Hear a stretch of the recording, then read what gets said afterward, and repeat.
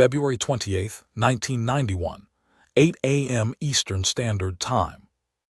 President George H.W. Bush addresses the nation from the Oval Office. 100 hours after the ground war began, he announces a ceasefire. Kuwait is liberated, he says. Iraq's army is defeated. Our military objectives are met. Coalition forces are 100 miles from Baghdad. The Iraqi army is shattered. The Republican Guard is destroyed. Saddam Hussein's regime is vulnerable. Some military commanders believe they could be in Baghdad within days. And President Bush orders them to stop. No push to the capital, no toppling of Saddam, mission accomplished, war over. That decision, made at exactly 100 hours, would define the next 2 decades. It led to brutal reprisals against Shiites and Kurds. It left Saddam in power for 12 more years. It created a no-fly zone that lasted over a decade and cost billions of dollars to enforce. And in 2003, America went back to Iraq to finish what many argue should have been finished in 1991. This is the story of why we stopped. Not a simple story of right or wrong, but an impossible decision with unknowable consequences. The case for stopping, the case for continuing, what happened after we left, and whether the world would be different today if coalition forces had marched into Baghdad in February 1991. To understand the decision to stop at 100 hours, you have to understand what had been accomplished and what coalition forces were positioned to do. By dawn on February 28th, Kuwait was liberated. The Iraqi army had suffered catastrophic losses: 3,700 tanks destroyed or captured, 2,400 armored personnel carriers, 2,800 artillery pieces, over 70,000 Iraqi soldiers taken prisoner, another 25,000 to 50,000 killed. The Republican Guard, Saddam's elite, was annihilated. The Tawakalna Division destroyed at Norfolk. The Medina Division mauled at Medina Ridge. The Hammurabi Division trying to retreat and being slaughtered in the process. Coalition casualties: 148 Americans killed in action. Another 235 killed by accidents and friendly fire. 458 wounded. British, French, Saudi, Egyptian, and other coalition forces. Less than 100 killed total. It was the most one-sided military victory in modern history. And coalition forces were positioned to continue. The 24th Infantry Division was at the Euphrates River Valley, 100 miles from Baghdad. The 101st Airborne had cut Highway 8, the main supply route between the capital and southern Iraq. The 3rd Armored Division could have pivoted north. The 1st Armored Division could have followed. Iraq had nothing left to stop them. No air force, it had been destroyed or had fled to Iran. No air defenses, wild weasels had eliminated them in the first week. No armor reserves, the Republican Guard was gone. Saddam Hussein's regime was vulnerable in ways it would never be again. So why didn't coalition forces push to Baghdad and finish the job? The answer begins with the mission itself. On August 2, 1990, Iraq invaded Kuwait. President Bush drew a line. Iraqi aggression would not stand. He assembled a coalition of 34 nations. He secured United Nations Security Council Resolution 678, authorizing the use of all necessary means to remove Iraqi forces from Kuwait. Read that again. Remove Iraqi forces from Kuwait, not topple Saddam Hussein, not occupy Iraq, not change the regime in Baghdad, liberate Kuwait. That was the mandate. That's what the UN authorized. That's what the coalition agreed to do. By February 28th, that mission was complete. Kuwait was liberated. Iraqi forces were expelled. The stated objective had been achieved. Expanding the mission beyond that mandate, pushing to Baghdad, occupying Iraq, removing Saddam, would have required a new UN resolution, a new vote, new authorization, and there was zero chance that would happen. The Soviet Union, still existing in February 1991, just months before its collapse, had voted for Resolution 678 to liberate Kuwait. They would never have voted to authorize regime change in Iraq. China wouldn't have either. Even some coalition partners, Arab nations like Saudi Arabia, Egypt, Syria, had joined to liberate a fellow Arab nation from invasion.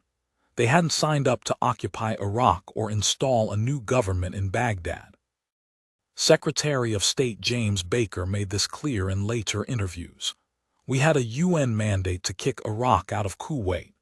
We did not have a UN mandate, nor did we seek one, to invade Iraq and to overthrow the government in Baghdad.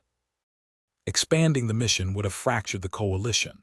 Saudi Arabia had allowed coalition forces to stage from their territory to liberate Kuwait, not to invade another Arab nation. Egypt and Syria had sent troops to restore Kuwaiti sovereignty, not to occupy Iraq. If Bush had ordered coalition forces to Baghdad, he would have done it alone, or mostly alone. Britain might have stayed. France probably wouldn't have. The Arab coalition partners definitely wouldn't have.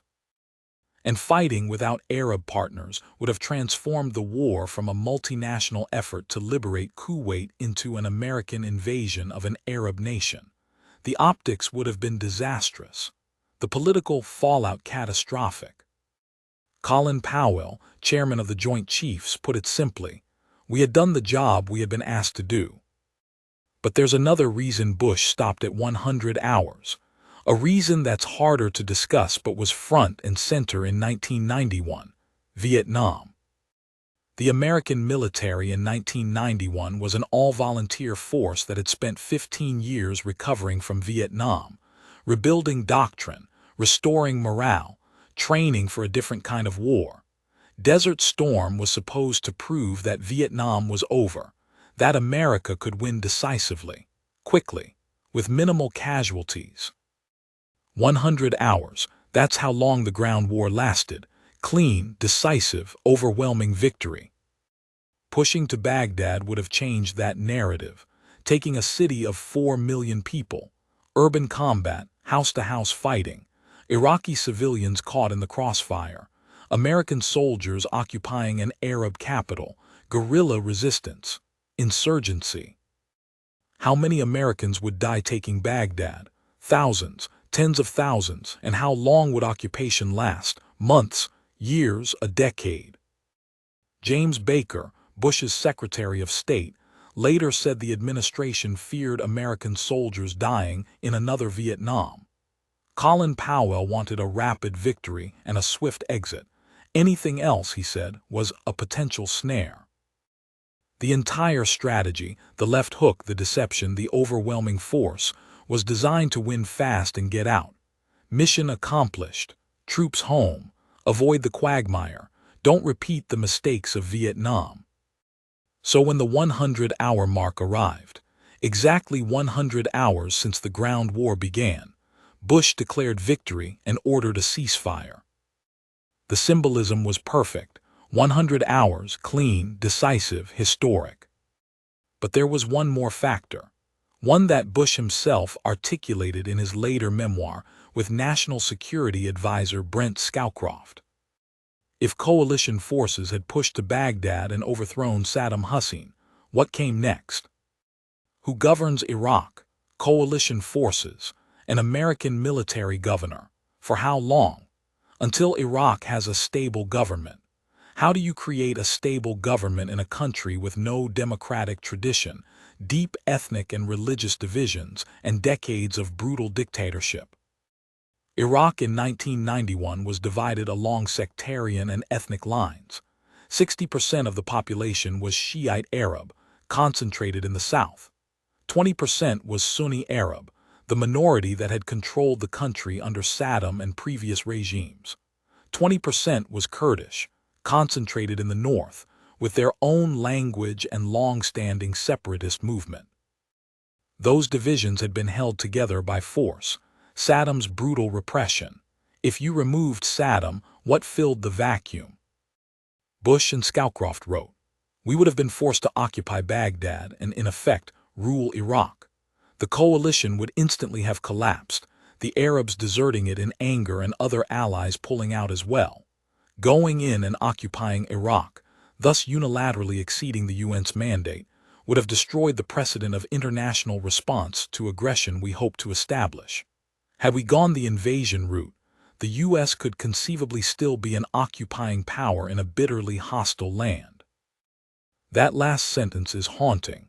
Could conceivably still be an occupying power in a bitterly hostile land.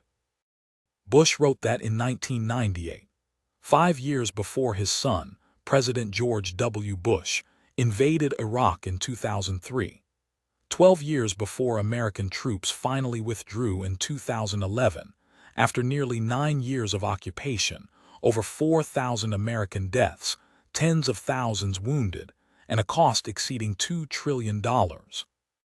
George H.W. Bush saw the future, and he chose not to walk into it. But there's a counterargument, a case for why stopping at 100 hours was a mistake. And it begins with what happened immediately after the ceasefire. On February 15, 1991, 2 weeks before the ground war even started, President Bush gave a speech, broadcast live on Voice of America radio, beamed into Iraq on every international television and radio channel. He said, "There's another way for the bloodshed to stop, and that is for the Iraqi military and the Iraqi people to take matters into their own hands and force Saddam Hussein, the dictator, to step aside." Coalition aircraft dropped millions of leaflets over Iraqi positions.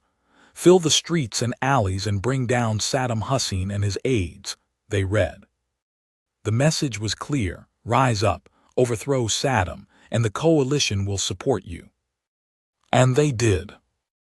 On February 29th, the day after the ceasefire, Iraq exploded in rebellion. It started in Basra. Iraqi soldiers returning from the rout in Kuwait turned their guns on the regime. Shiite rebels attacked Ba'ath Party officials. Government buildings were stormed. Within days, the uprising spread across southern Iraq. Najaf, Karbala, Nasiriyah, cities fell to the rebels. Iraqi army units mutinied and joined the insurrection. In the north, Kurdish rebels revolted on March 5th. The town of Rania fell, then Sulaymaniyah, then Kirkuk. Kurdish Peshmerga fighters, backed by local uprisings, overthrew Iraqi military garrisons. Ba'ath Party officials were detained or killed. By mid-March, 14 of Iraq's 18 provinces were no longer under central government control. Baghdad and its immediate surroundings were the only territory Saddam still held. The Iraqi people had done exactly what Bush asked them to do. They had risen up. They had taken matters into their own hands. They were forcing Saddam Hussein to step aside. And the coalition did nothing. Why didn't the U.S. support the uprisings? Part of it was the same reasoning that prevented coalition forces from marching to Baghdad. The UN mandate was to liberate Kuwait, not to determine Iraq's internal politics. Supporting a rebellion to overthrow the Iraqi government would have exceeded that mandate. But there were other concerns, more complicated, more troubling. American intelligence agencies worried about Iranian influence. The Shiite uprising in southern Iraq was led partly by groups that had received Iranian support during the Iran-Iraq War. If the Shiite rebels succeeded, would Iran dominate southern Iraq? Would a pro-Iranian Shiite regime replace Saddam? In the north, Kurdish separatism raised different concerns. If the Kurds succeeded in breaking away from Iraq, would that destabilize Turkey, a NATO ally with its own large Kurdish population? Would it encourage Kurdish separatists across the region? Some American officials believed a weakened Saddam, defeated, humiliated, contained, was preferable to the chaos that might follow his overthrow. Better the devil you know than the unknown that comes after. And there was one more factor, one that still generates controversy decades later. On March 3, 1991, General Norman Schwarzkopf met with Iraqi generals at Safwan airfield in southern Iraq to negotiate the terms of the ceasefire. The discussion focused on lines of demarcation between forces, prisoner exchanges, and restrictions on Iraqi military movements. An Iraqi general asked Schwarzkopf for permission to fly helicopters, including armed gunships, to transport government officials around the country. Iraq's roads and bridges had been destroyed by coalition bombing. Helicopters, the general argued, were the only way to move people and supplies. Schwarzkopf, acting without Pentagon or White House instructions, agreed. He told the Iraqi general that coalition forces would not shoot down Iraqi helicopters as long as they stayed away from areas where coalition troops were located. It seemed like a reasonable request, a legitimate logistical need. But Saddam Hussein immediately began using those helicopters as gunships to crush the uprisings. Iraqi Army Mi-24 Hind helicopter gunships, heavily armed Soviet-designed attack helicopters, swept over southern Iraq, firing on Shiite rebels. In the north, they attacked Kurdish positions. Fixed-wing aircraft remained grounded per Schwarzkopf's order, but helicopters operated freely. Coalition forces watched. They had the capability to shoot down every Iraqi helicopter in the sky. They chose not to. The Bush administration later claimed they didn't realize Saddam would use the helicopters to attack the rebels. But that explanation doesn't hold up. The helicopters were attack helicopters, armed gunships. What else would Saddam use them for?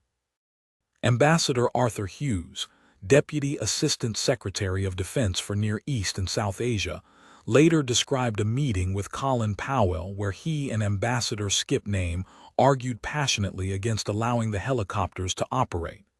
"This is absolutely wrong," Hughes said. "We'll talk about the political aspect, but this is just wrong."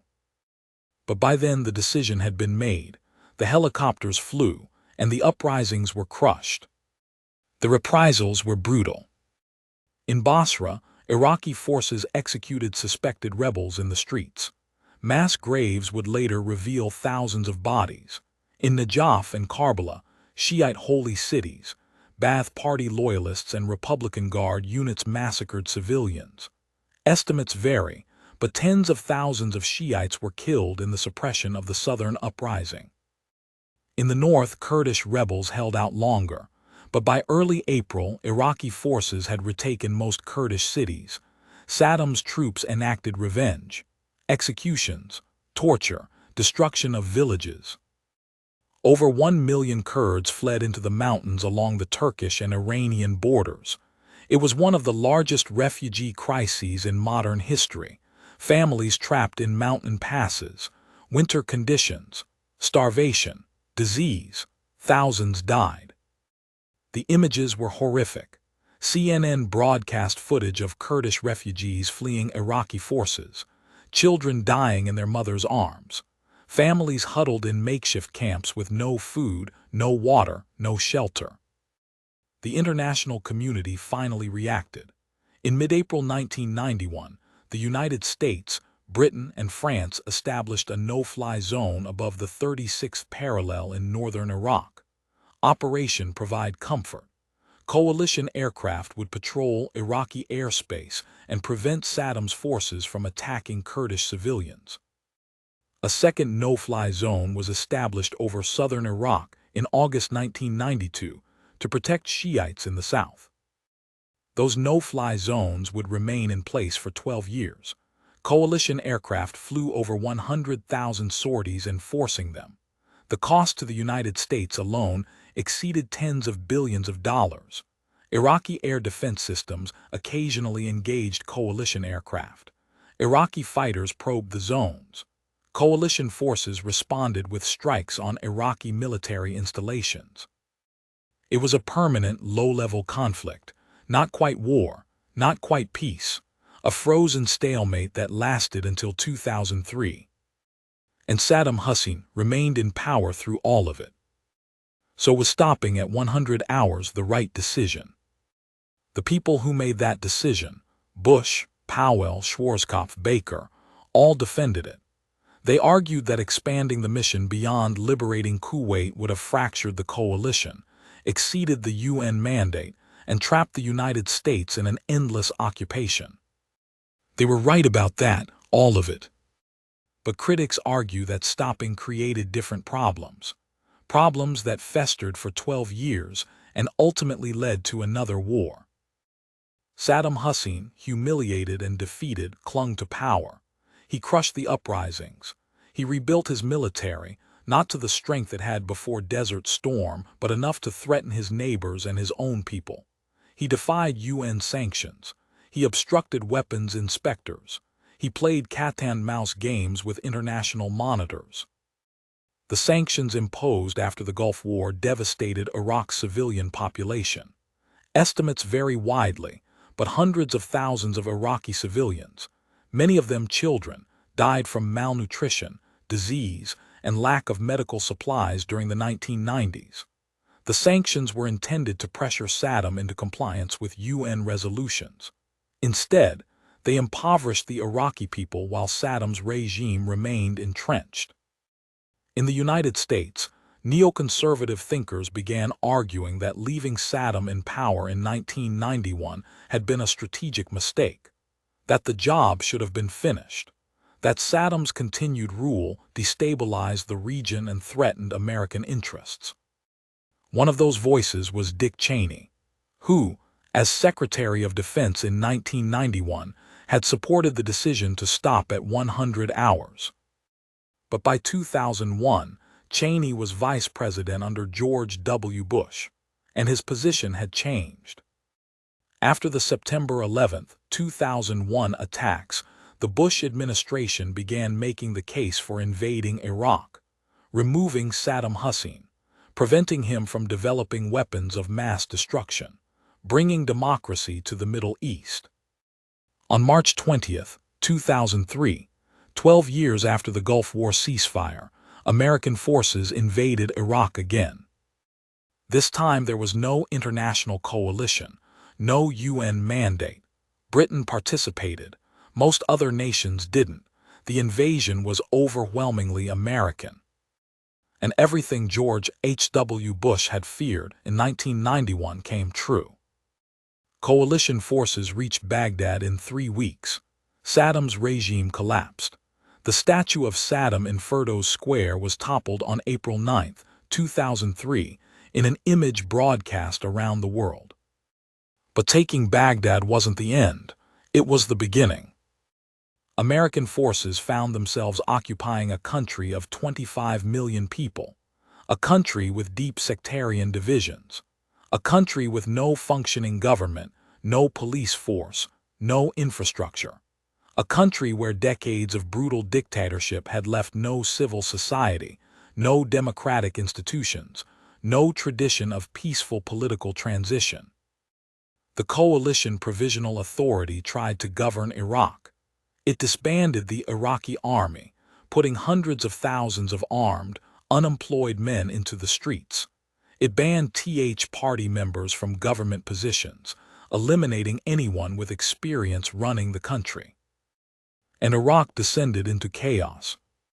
Looting, sectarian violence, insurgency, Al-Qaeda in Iraq, roadside bombs, suicide attacks, American soldiers dying every day, Iraqi civilians caught in the crossfire, Abu Ghraib, Fallujah, the Surge, Sunni awakening, years of grinding, brutal warfare.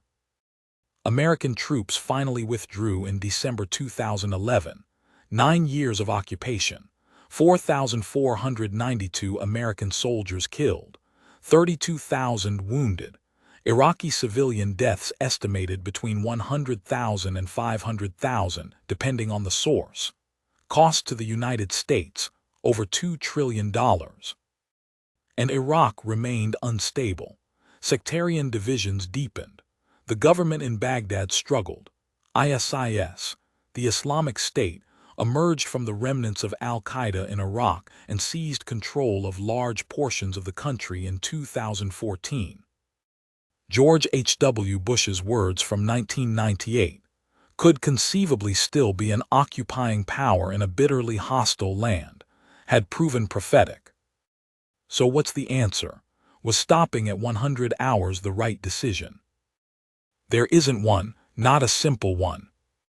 If coalition forces had marched to Baghdad in 1991, the same problems that plagued the 2003 invasion would have occurred: occupation, insurgency, sectarian violence.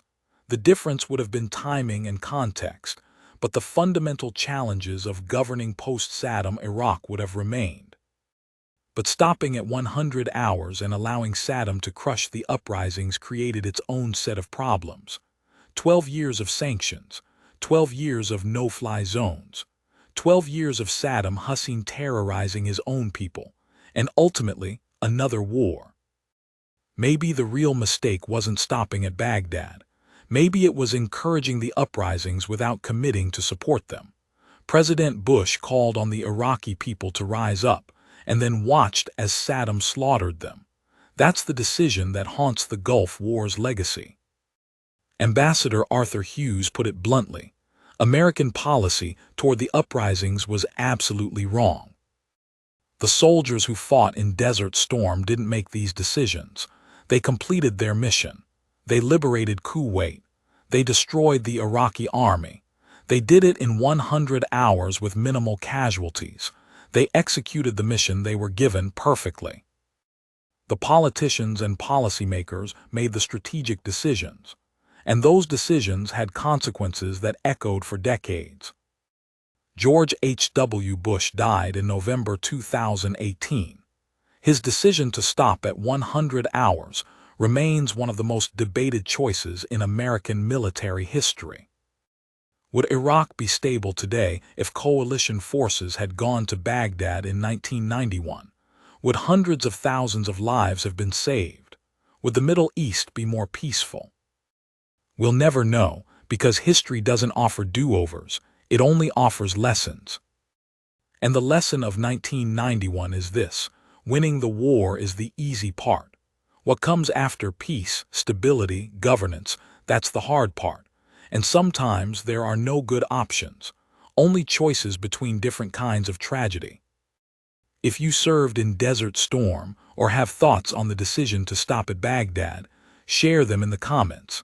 And subscribe to Gulf War Chronicles for more untold stories from the war. Until next time.